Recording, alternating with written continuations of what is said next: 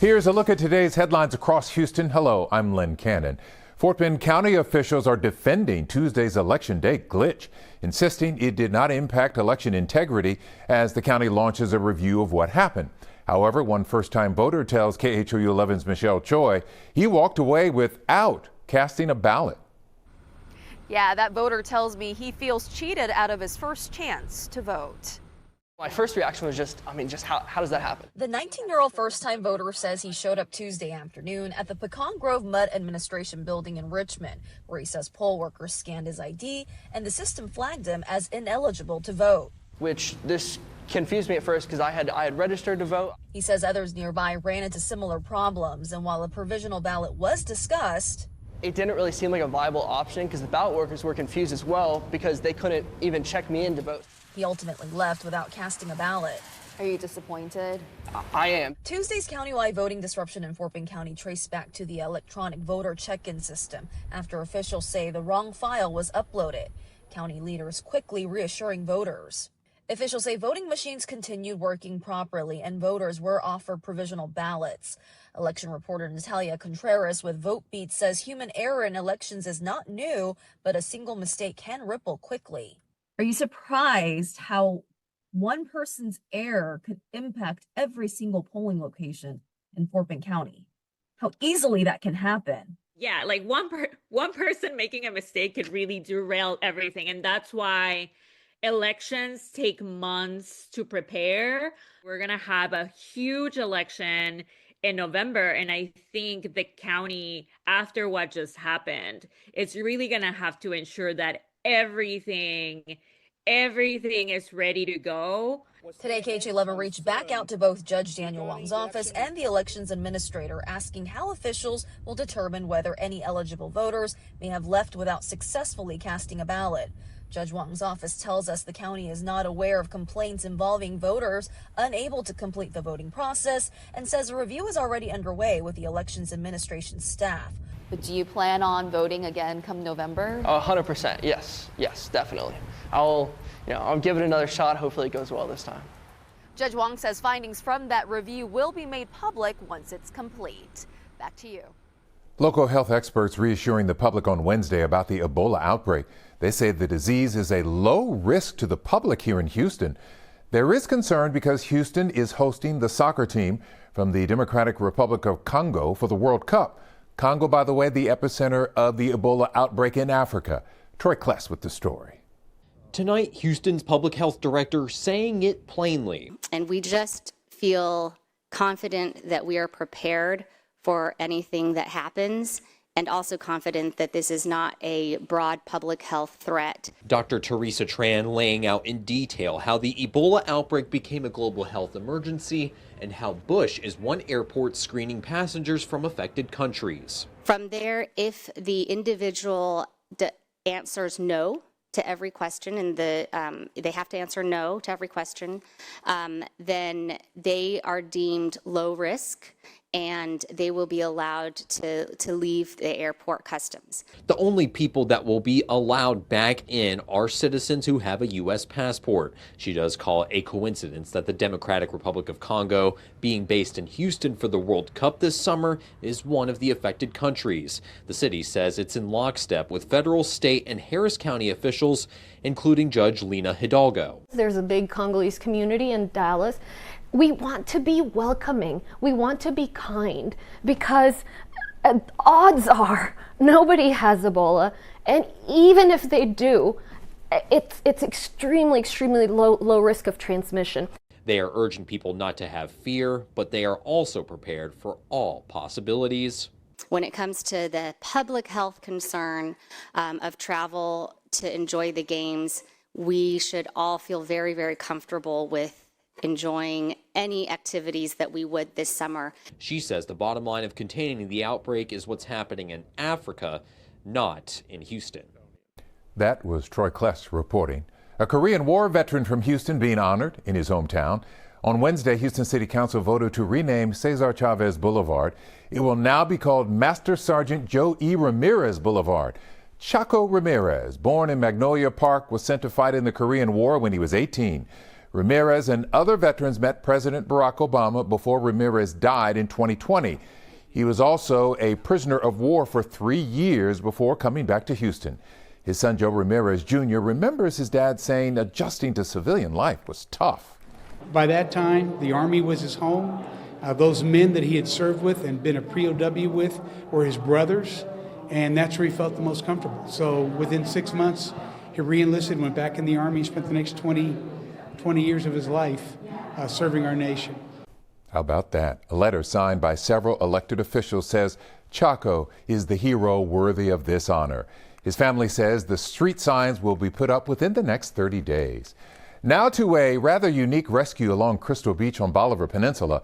A shrimp boat stuck in the sand, stranded for weeks. Take a look. On Wednesday, crews showed up to help free the boat and push it back into the water. The whole ordeal going viral.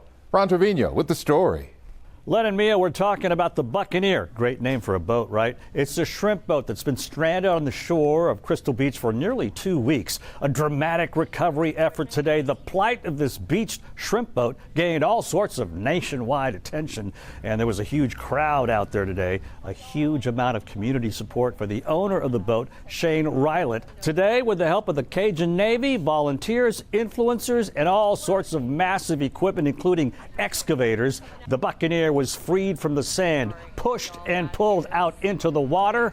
I spoke with Nikki Johnson-Coons, known as the Texas Shrimp Diva.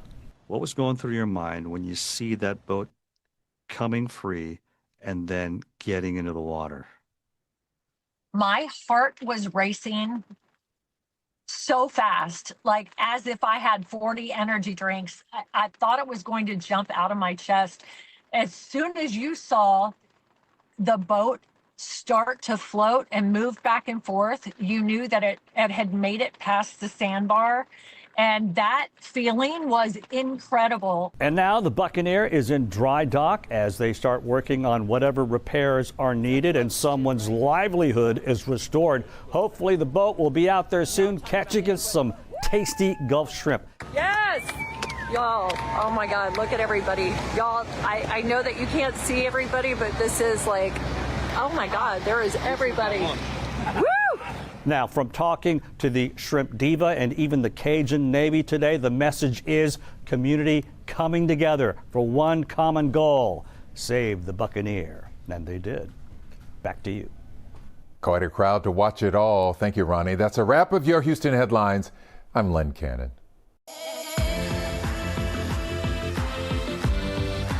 I'm Chris Lawrence with your top stories in North Texas. Loved ones are grieving a man killed in a fatal boating accident. Texas game wardens say Jeffrey Porch fell into the water as he and his brother were docking their boat. He made it to shore but was taken to a hospital and died. Friends tell Tiffany Liu they don't want to solely focus on this deadly incident on Lake Lewisville.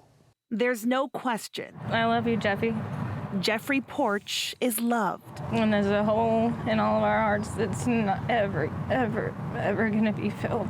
But he knows that. Friends who saw him every day. He was Jeffy to us. He'll always be Jeffy to us. Are grieving Jeffy's loss. We have a routine. We come here first, and then she gets off work, and then they come see me at work, and it's just, we had our things and our routines that we did, and Jeff was a part of every bit of it. The 48-year-old man died in a boating accident on Lake Lewisville Sunday. It doesn't feel real at all. Sarah Hagan. He would be making fun of us so bad right now. Yeah. He would be like, y'all are ridiculous. Why are you nervous? And Mac Collins. He would appreciate being remembered in the lake. He definitely would. They smile, just thinking about Jeff's personality. By the time he walked out the door, he'd probably tell you about his Corvette and about all the random things he likes to do and buy you a drink. He was everyone's best friend who never met a stranger. He sang happy birthday louder than anybody ever in the whole wide world, I think. And he did that for everybody whose birthday it was in town, like at the top of his lungs. Jeffrey Porch celebrated life. He was the biggest teddy bear, the best friend. And now they're celebrating his. I hope that everyone can have a Jeff in their life. In Lake Dallas, I'm Tiffany Liu. A crash shut down a popular nail salon in Tarrant County, and now it's turning the page. As Brittany Costello reports, the owners are looking forward to serving customers again. At the Benbrook Nail Bar, this reunion is a moment employees and customers have waited more than 3 months for. Okay. In February, an SUV drove through the shop's front entrance. It was like broken glass, broken wall everywhere. Car hit one employee and trapped a second, and Fan's uncle. It was really upsetting. Upsetting for longtime customers like Retha McHugh, too. Visualizing this happening was really scary. Police say an investigation determined the crash was an accident. No one was charged. I was thinking, like, what if I was standing at the front desk? It could have been really tragic. But the business was forced to close. Fan says they had to clean up and decided it was time for an upgrade. You can feel a cleanliness, a vibe of it's all positive. In a grand reopening Wednesday, customers admired the brand new look, new counters, chairs, and displays. Didn't know who would be able to come back once they remodeled, and I didn't know how bad anybody was injured. The nail bar says all the same employees will be back, including the 2 who were injured. We're just excited to have everyone back with our new look. Though Fan says they are considering adding something more durable to the front of their shop. The business is officially back open today, but they say check back tomorrow for appointments, and they say walk-ins are welcome. In Benbrook, I'm Brittany Costello. With prices rising and housing harder to afford, some veterans don't have a place to live. But as Richard Solomon reports, a new project in Dallas could change that. This isn't much. When I look out here, I see a lot of potential. But it's exactly what Brian Myers says is needed. Veteran homelessness exists in every city, every community across the United States. Yeah, it's a vacant lot, but he says before long, it could become a place of healing for veterans with nowhere else to go. Myers is a veteran himself. We're going to see veterans from Dallas get back on their feet and refine that dignity and that pride. That's why this is personal. He's the CEO and co-founder of the Veterans Community Project. And standing here in Oak Cliff, he sees the future home for a village built specifically for unhoused veterans. And at City Council on Wednesday, Maxie Johnson helped bring it closer to reality. I believe that no veteran should be homeless. The city just approved a project to bring a village of small units right across the street from the Veterans Hospital. A project designed to help veterans transition out of homelessness by connecting them with housing, counseling, job support, and healthcare resources in one place. This is what building a community with the community looks like. This community will be built on 7 acres here. Now, the plan is to build 50 small transitional homes. We can adjust to whatever the veteran needs. Mark Solomon is a co-founder and an active commander with the U.S. Navy. He says the goal is to fundraise $15 million for the project, and it will look like this. This is video of one of their communities in Kansas City. And that's what's unique about our program is that it's not a one-size-fits-all. For those who served, they say this will give them everything they need. And that is making sure no one is left behind. In Dallas, I'm Richard Solomon. One teacher won't be coming back for the new school year. As Mitty Hicks reports, he's retiring for good, having not missed a day in 20 years. Teaching here. I teach here for 20 years. That's a long time. It is. Very few people can say they showed up every day perfectly, but Luis Molini Nascimento is someone who can. I did my best. I think you did better than your best. Never missing a day as music teacher here at Harmony Science Academy, Fort Worth. First thing, I think I have a good health. I never get sick. And the second thing, I really like what I do. For me, this is fun. Now he's retiring. There's so much he's going to miss, especially the students who didn't think they could. They transform their personality, doing an instrument or sometimes singing. And bring what they have inside out is, I think, is very important for me. He says it's too hard to choose a song that sums up his career here, but his next door neighbor didn't have that problem. So I hear 11, 11, and you see here kids practice, and usually my kids in my class will start singing with them. A song she will miss from a person who means so much to her. So he knows he left me in good hands, and And now I'm feeling like very confident as a teacher, and I know that he helped me a lot. She came to him as a student and leaving as a daughter figure. Oh my goodness. Her dad died in 2019, so Mr. Molini is stepping up to walk her down the aisle for her wedding. I'll make him a tie to be matching with my jackets. A man with a big heart, leaving a big hole in these hallways. He's also leaving on a high note. I miss the noise, I miss the singing, practicing. But I think I am doing this on the right time. In Fort Worth, I'm Mitty Hicks. He told us about the only thing he's not going to miss, waking up at 5:30 in the morning. And those are your headlines from North Texas.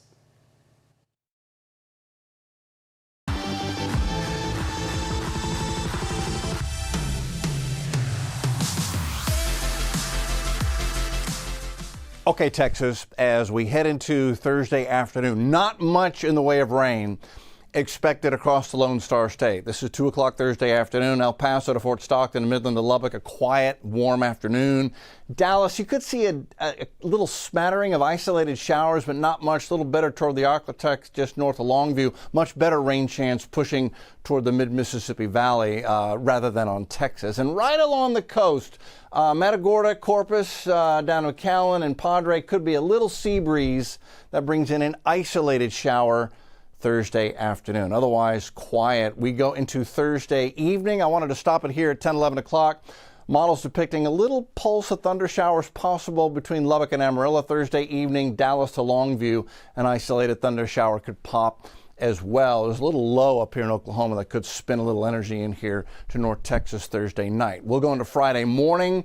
Again, starting pretty quiet across the state. A lot of low cloudiness. It burns off during the day. Friday afternoon, isolated showers, perhaps a little bit of a dry line out here Friday afternoon, Midland to Lubbock to Amarillo, some isolated thunder. And again, the Arklatex, a few scattered showers Friday afternoon, but nothing big really jumps out for the next 48 hours as far as rain chances in Texas. Temperatures Thursday afternoon, high temps. Very typical highs, upper 80s to near 90 or so. Zapata 95. Harlingen 88, Austin 93, Dallas 88, Midland 88, El Paso, you guys at 95. As we head toward the beginning of meteorological summer, which begins on Monday with hurricane season. And then Friday morning's lows, typical lows, low to mid 70s across the board. Friday afternoon, we'll do these same temps again, upper 80s, low to mid 90s, really across the state. No surprises. Bigger picture, June the 1st, we remain with a wetter than normal pattern. We think going into the first week of June, we could get wet across a large part of Texas. And it's interesting, this temperature outlook, the first week of June continues to suggest that we're going to have a little piece of cooler than normal air slide into the south and southeast United States. It's not going to make it cold, but instead of highs near 90, well, we would have highs in the mid 80s if this forecast were to verify for Texas. So we'll take it as we are facing a long, hot summer. Let's talk about Monday, June the 1st. That's the beginning of hurricane season, the beginning of meteorological summer. If we're going to get early season development, if we get a storm in June, this is where it usually happens in the Atlantic Basin, and it's on our doorstep. Western Carib, Gulf, East Coast of the Carolinas. So when we look out here, there are thunderstorms out here coming up off of Honduras and Nicaragua, coming up off the Yucatan, exiting Tampico, exiting the coast of Texas, but none of it is in a tropical nature. None of it's of a tropical nature. And the Hurricane Center for the moment, through the next 7 days, suggests that we will see no tropical development. Even if you're not on the coast of Texas, on the Gulf Coast, anywhere in Texas, we watch the tropics like a hawk. It impacts our weather so deeply. But at least for the moment, nothing brewing for the next 7 days. But as we go into hurricane season, I urge everybody in the Lone Star State, watch the weather at least once a day so nobody gets caught off guard in case something develops on our doorstep and heads in and soaks the state. That's where we stand, Texas. Back to you.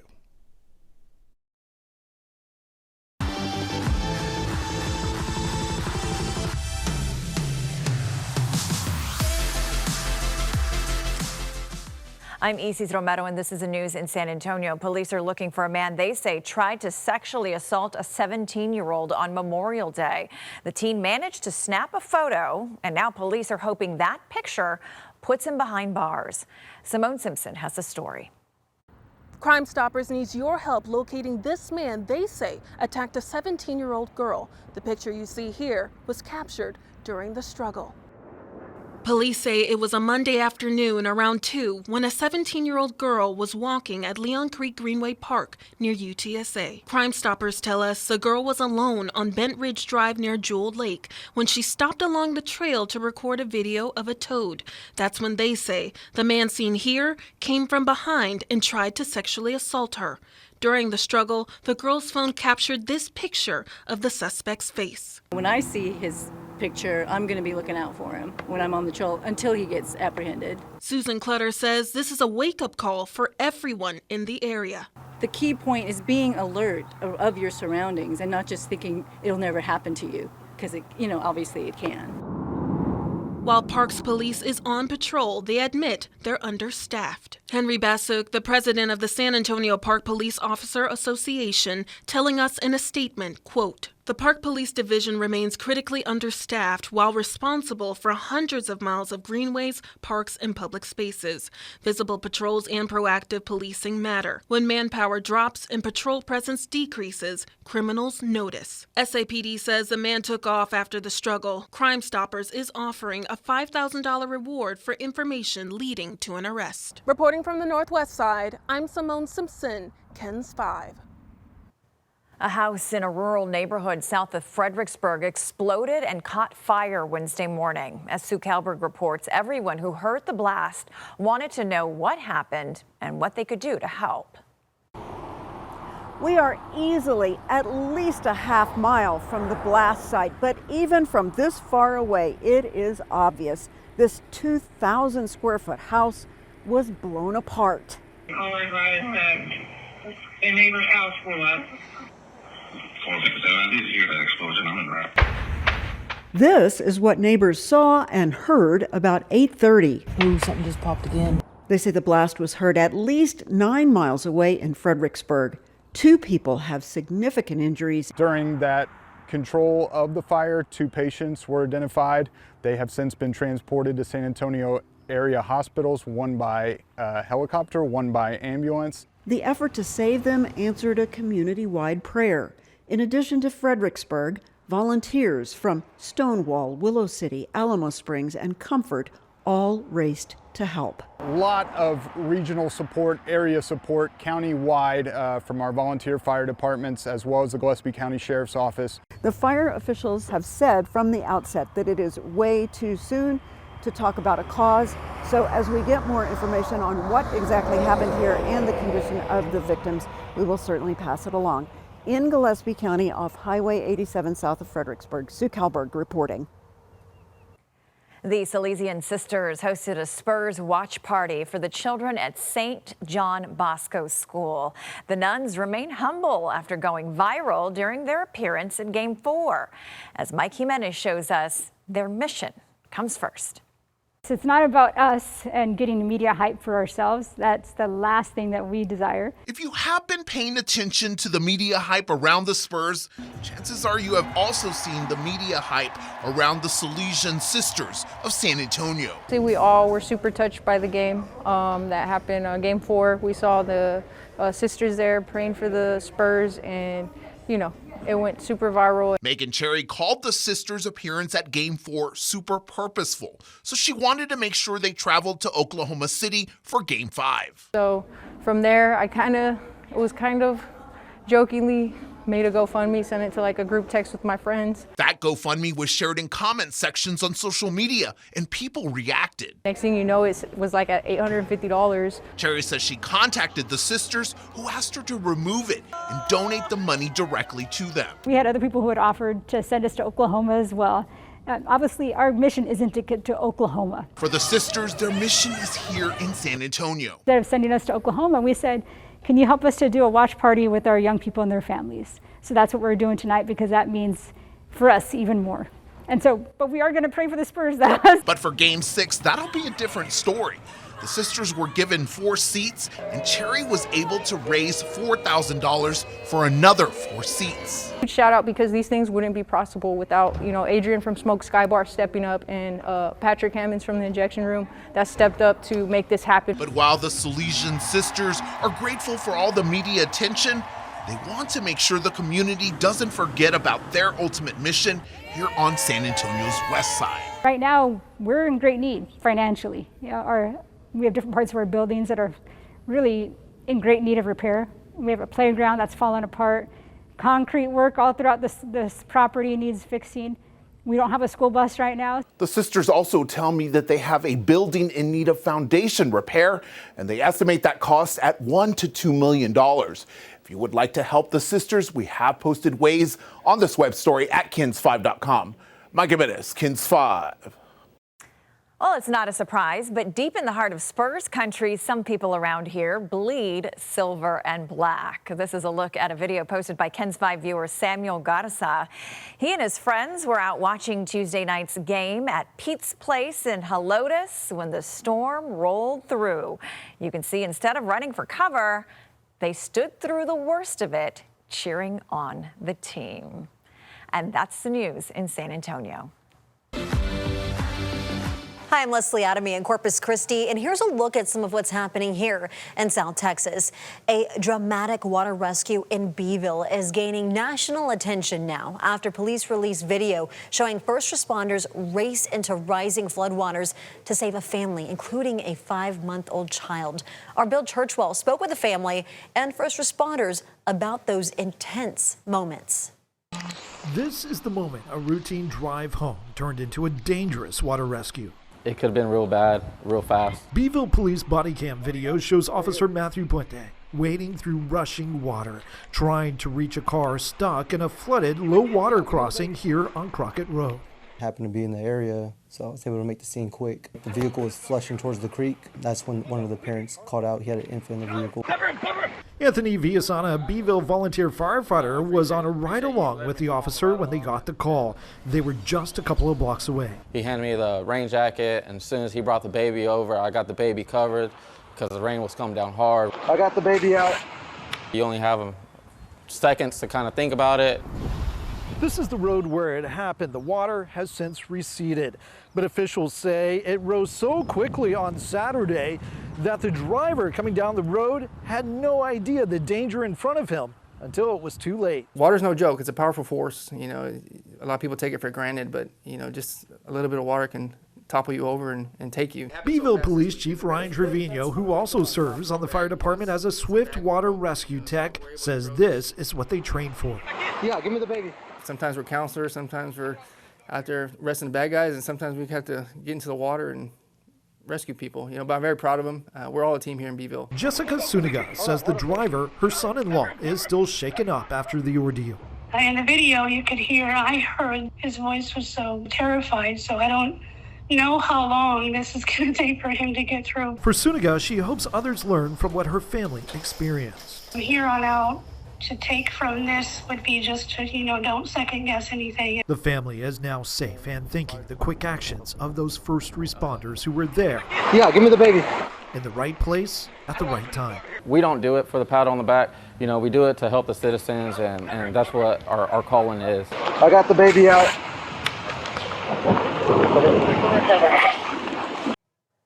And that story, just one example of why we say turn around, don't drown anytime we see heavy rain, right? And a shark attack off the coast of Galveston is serving as another important reminder for Texans heading into the water this summer to stay alert. Our Natalia Osuna spoke with shark experts and lifeguards here in Corpus Christi as they prepare for crowds on the beach and offshore. If you enjoy shark fishing, swimming, or boating, you might run into one of these guys on the water. Blacktip sharks, you'll see sandbar sharks, bull sharks. We have a lot of hammerheads. I think some of the bigger hammerheads that are caught in the Gulf are here in the coastal bend. Lacey Quiñones with Corpus Christi Beach Rescue says her team of lifeguards is gearing up for the busy summer season. We are fully staffed and ready to hit the beach and do all things beach safety. Quiñones says that lifeguards monitor areas on jet ski, but if you see a shark, it's important to take some key steps. Immediately tell a lifeguard in that area. Our procedures require that one of our lifeguards, one of the fire department, Texas Wildlife, is able to confirm an actual shark sighting. Tower guards will blow whistles, make announcements, and use arm movements, all to get everyone out of the water. That will start a 2-hour monitoring procedure.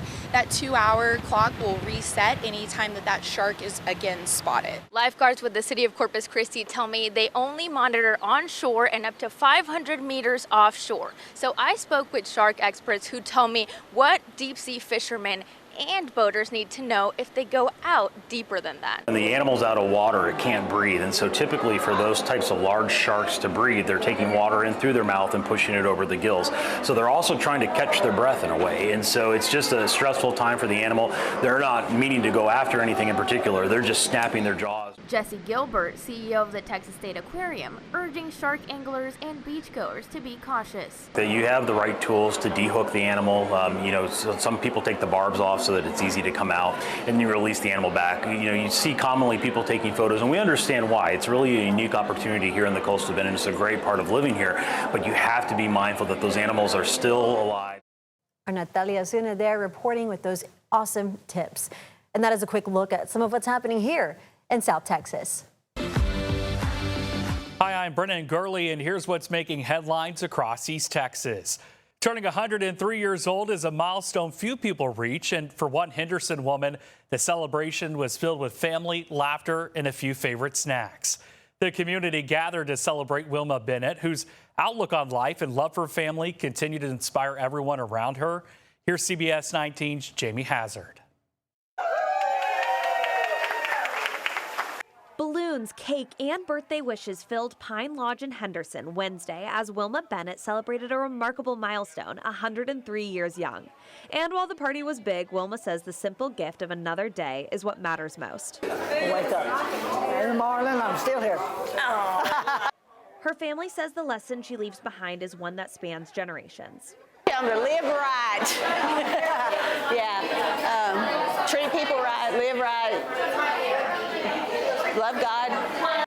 These days, Wilma keeps busy at Pine Lodge, sharing meals with friends and never missing one favorite activity. Bingo. That is a big part of it. I will admit that being in a good place like this is helpful. And if there's one thing everyone at Pine Lodge has learned about Wilma, it's this: bingo comes with 2 non-negotiables. She is a big person for Dr. Pepper and Cheetos, so we make sure on our bingo budget that's never going off.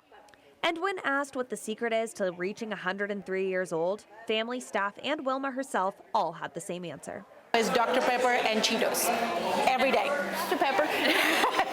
The peppers and Cheetos. But beneath the humor, Wilma says there may be something deeper behind reaching 103. Well, I must be doing something right. What is it? See, if I could find out, I could make $1 million selling.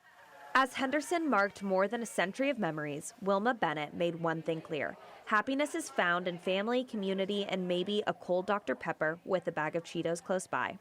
For CBS 19, I'm Jamie Hazard. After a highly anticipated Texas primary Senate GOP runoff, longtime Senator John Cornyn lost to Texas Attorney General Ken Paxton, who won a last-minute endorsement from President Trump. CBS 19's Robert De La Garza breaks down what voters were saying at the polls and what Republicans say it means for the future of the party in Texas.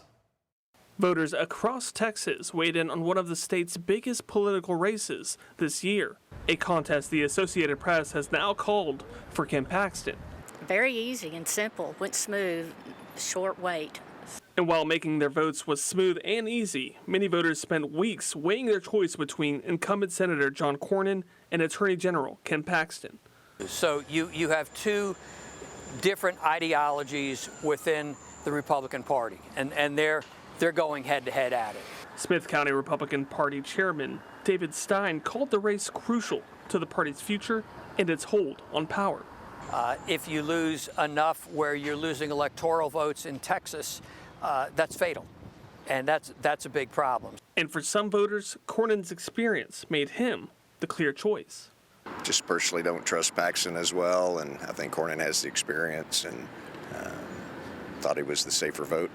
Just last week, President Donald Trump endorsed Paxton in the final stretch of the race. So I went ahead and went with the endorsement of Donald J. Trump, whatever he endorsed, so I went with that person. Trump's endorsement made no difference to me personally, but I agree there's baggage. I don't know that I trust Paxton. With Paxton projected as the Republican nominee, Democrats are turning their attention to a general election matchup against challenger James Tallarico.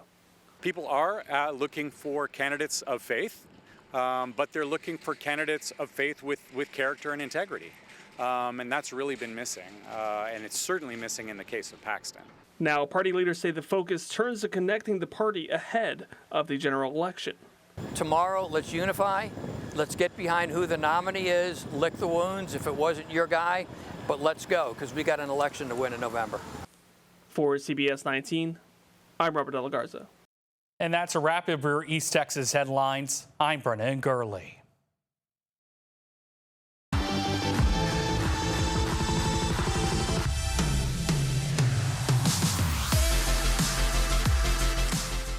In Austin, I'm Mark Mullins. 2 people were taken to the hospital on Wednesday morning after a home exploded in southern Gillespie County. Multiple first responder agencies were called to a home on Serenity Lane, south of Fredericksburg. The home was extensively damaged, and a detached outbuilding also sustained some damage from flying debris. Police said the cause of the explosion remains under investigation. A 19-year-old is now facing a murder charge for a shooting that happened last month in Fayette County.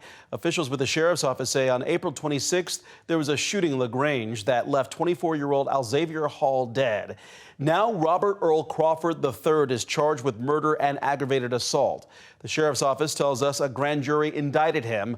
He's currently in federal custody on an unrelated charge. Texas voters have decided who is advancing to the November election after the primary runoff took place on Tuesday. And this includes the high-profile race for one of Texas's Senate seats in Washington, D.C. And to the people of the great state of Texas, tonight, we just made history. Texas Attorney General Ken Paxton won the Republican nomination in the U.S. Senate race, defeating longtime incumbent U.S. Senator John Cornyn. A.G. Paxton finished the night with nearly 64% of the vote to Senator Cornyn's 36%. Cornyn finished the March 3rd primary with more votes than Paxton, but the AG cruised to a win fresh off an endorsement from President Donald Trump. If you followed this race, you know it was full of tense back and forth attacks between those two candidates. During his speech last night, Paxton thanked Senator Cornyn and told Texans he wants to earn their support on the way to November.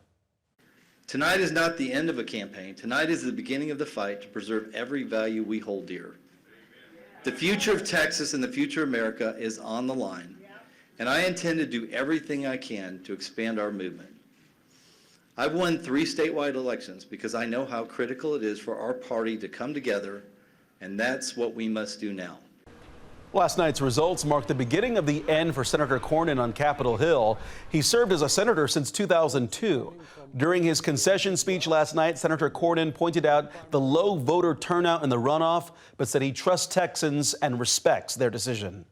That those who show up decide for those who do not.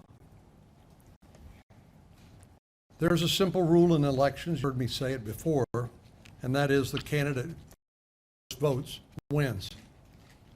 The party in the majority gets to govern, and my hope is to keep my party in power for generations.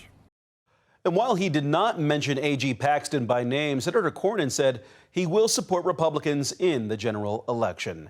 And just like that, we're down to 2. A.G. Paxton will face Democratic State Representative James Tallarico in November, and the two didn't even wait 24 hours before starting to hurl attacks at each other. Wednesday, May 27th, marked 29 years since a devastating, deadly tornado struck Jarrell, a small town in Williamson County. At the time, it was known as an F5 tornado, one of the most powerful tornadoes to ever be recorded. 27 people died in one neighborhood of Jarrell. The tornado was strong enough to destroy entire homes, leaving only the concrete foundations behind. Now, Jarrell Memorial Park honors the victims of the tornado with their names etched in a stone monument.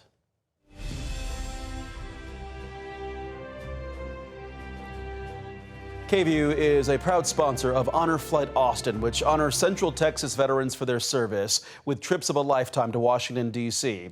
This time, KVUE's Bob Buckaloo introduces us to a Central Texas wartime helicopter pilot who recently was given an unforgettable honor. During the Vietnam War, helicopters became one of the most important tools used by U.S. military forces. Despite their advantages, helicopters also faced many dangers in Vietnam. Pilot John Cooney knew those risks firsthand. He flew Cobra attack helicopters during the war. My unit was very lucky. The time I was there, we didn't have anybody killed. We had guys that got shot down. We always were able to recover them. Like other chopper pilots, John's days were long and the risks were high. A normal day, jump in the aircraft, start it up, you may not shut the airplane off for 10 hours.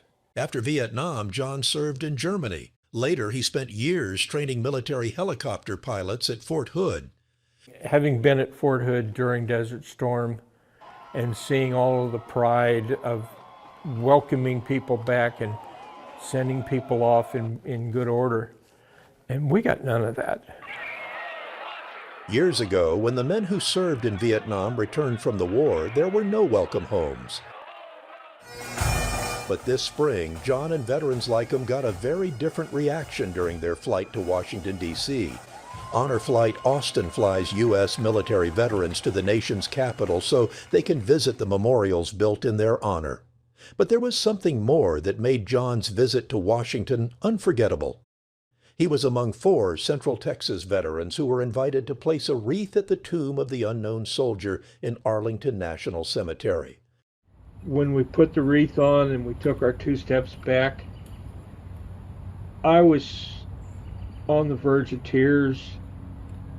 I don't have the words to describe how emotional and how honored I was to be there at that moment.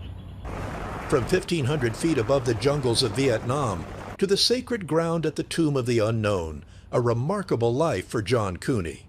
And thanks to Honor Flight Austin, he and the other veterans received a heartfelt thank you for their service and for their sacrifices. Bob Buckaloo, KVUE News. And if you want to support Honor Flight, you can scan the QR code you see on the screen right now with your smartphone. You can also learn more and watch more of our stories with Central Texas veterans who've been on these flights by visiting kvue.com/honorflight. Tuition for public universities in Texas will not be going up in the fall. Governor Greg Abbott sent a letter to colleges across the state on Wednesday, directing them to freeze undergraduate tuition and fees. The governor has done this in the past for several years. He says that access to affordable, high-quality education is essential to ensure Texans learn the skills needed to secure jobs. Tesla is adding a sportier vehicle to its lineup, and it'll be built right here in Austin. Executives confirmed this week that the electric Roadster will be produced at the Austin Gigafactory, joining the Cybertruck, the Model Y, and the Cybercab. When it finally arrives, Tesla says the Roadster can go from 0 to 60 miles per hour in just 1.9 seconds, with a top speed of 250 miles per hour and a range of 620 miles. While the company is hiring for software and manufacturing roles at the plant, no job postings specifically mention the Roadster yet. A Leander resident is a couple $1 million richer. The Texas Lottery announced that someone who lives in Leander bought the winning Powerball Quick Pick ticket at a Quick Trip on Crystal Falls Parkway near 183. The $20 million jackpot drawing was on May 2nd. Someone in Florida also won, so they'll share it with the Texas winner. The anonymous winner from Leander chose the cash option and will take home about $4.5 million before taxes. Lucky duck. Hey, that's all from us in Austin, and we hope you have a great day. I'm Bailey Bates. Here are your headlines from Central Texas. We have learned more details relating to the deadly shooting at Belton Lake Outdoor Recreation Area. We now know the name of the young lady killed during Saturday night's incident. Killeen ISD has identified the victim as 17-year-old Mia Griffin. Video circulating online appears to show a large fight breaking out and then gunshots rang out. We do want to warn you that some of the video you are about to see may be disturbing. A community heartbroken tonight after a weekend shooting at the Belton Lake Outdoor Recreation Area killed one teenager and left multiple people injured. Killeen ISD has identified the victim as 17-year-old Mia Griffin, a senior at Harker Heights High, who was just days away from graduation and her 18th birthday. Fort Hood says officers were called out to the area Saturday night for cars bypassing the gate, alcohol, drugs, and minors. Video from the shooting shows a crowd in chaos near the lake as military police officers try to break up a fight.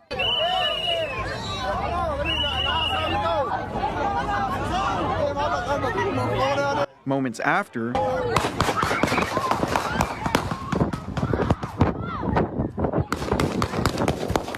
gunshots ring out, sending people running. Oh, they're gonna shoot him. They shot him. The video then appears to show an officer running towards the parking lot, then firing multiple rounds. Guy, we shot. A person ahead of him goes down.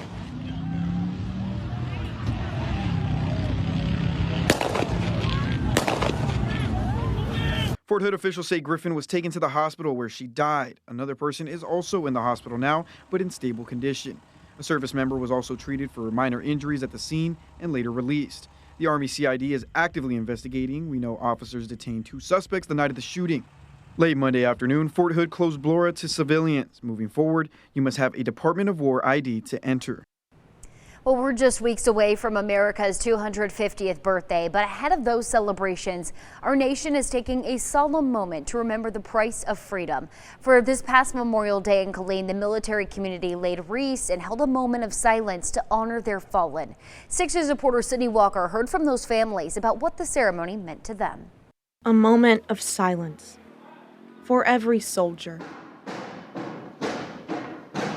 Lord, we thank you for every service member whose name is known and every hero whose story may never be fully told. And for those they left behind. May your peace surround them, your comfort strengthen them, and your presence remain near to them. At the City of Killeen's Memorial Day ceremony, each wreath laid honors the promise to remember. Heroes who never made it home, but whose sacrifice will never be forgotten. The ones who paid the ultimate price for freedom. It was purchased through courage, duty, and a willingness to place others above themselves. For some Central Texas families whose loved ones have paid the ultimate sacrifice, every day is Memorial Day. They were the daughters who promised to be home for Christmas. They were the fathers who never got to teach their kids how to throw a baseball. A solemn day in Killeen. We are a proud military community. But a celebration of freedom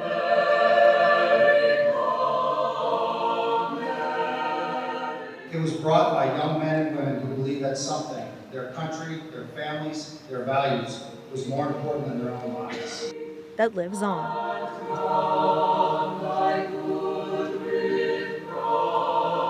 In Killeen, Sydney Walker.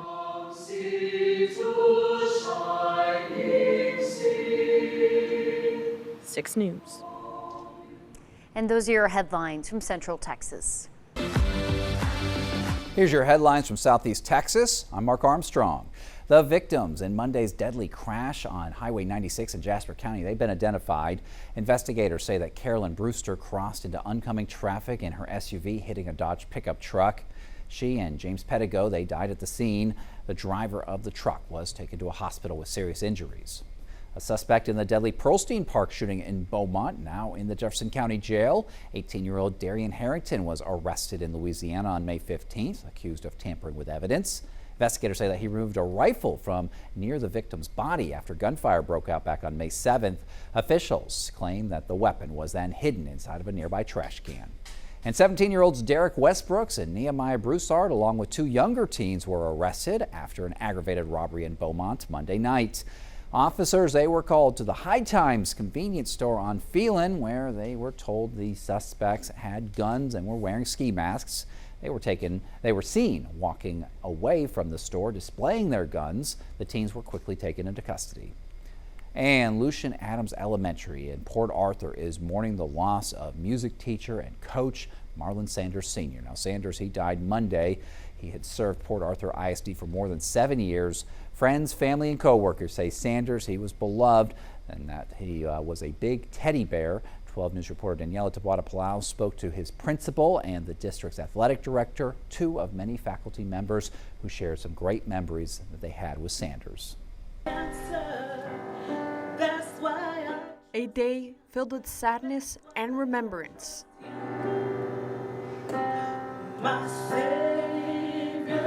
All for one person, Marlon Sanders Sr., a music teacher at Lucian Adams Elementary. He was one of the first teachers that I met during teachers' orientation when we had professional development. And like a son to Principal Dr. Shalonda Filer. He was sitting in the corner and I saw him and I was like, oh my God. I was like, hey. So he told my husband he was going to take care of me. A promise fulfilled. Filer says he also took care of his students and all who knew him. He actually cared. It was a genuine care that he had for people and children. He cared about if he met you, if you had any part dealings with him, he had a heart. Aside from being a music teacher for the elementary, Sanders was also a football and baseball coach at the high school. Fellow coaches said they're heartbroken about his death, including Port Arthur ISD Athletic Director Andre Bevel. It's a surreal moment. Bevel got to know Sanders on and off the field, and he says wherever Sanders went, he was loved by all. I hadn't seen many individuals come into Marlon's life or into his space with a negative or angry attitude or mentality. He's always been someone that I call a big teddy bear, someone you can lean on, a confidant. Some of those who knew Sanders best spent the afternoon remembering him through song.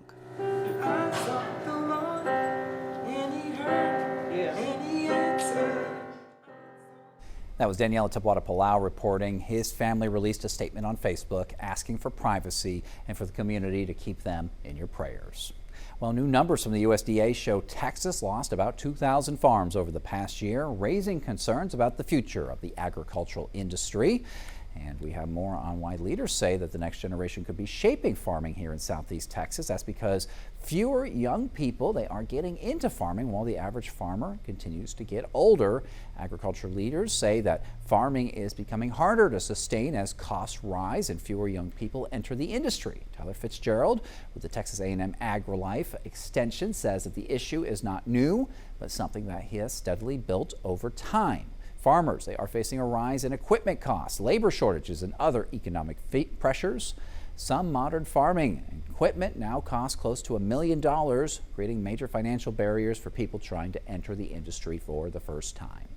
Average age of a farmer is in the 65 range, somewhere in there, so it's not that many people getting into the industry. This equipment that we have today is so much more advanced than it was 20, 30 years ago. But with that comes more expenses and trying to be able to afford and pay for it. And those experts say that exposing students to farming and ag technology early, it could help encourage more young people to join the industry. And those are the headlines from Southeast Texas.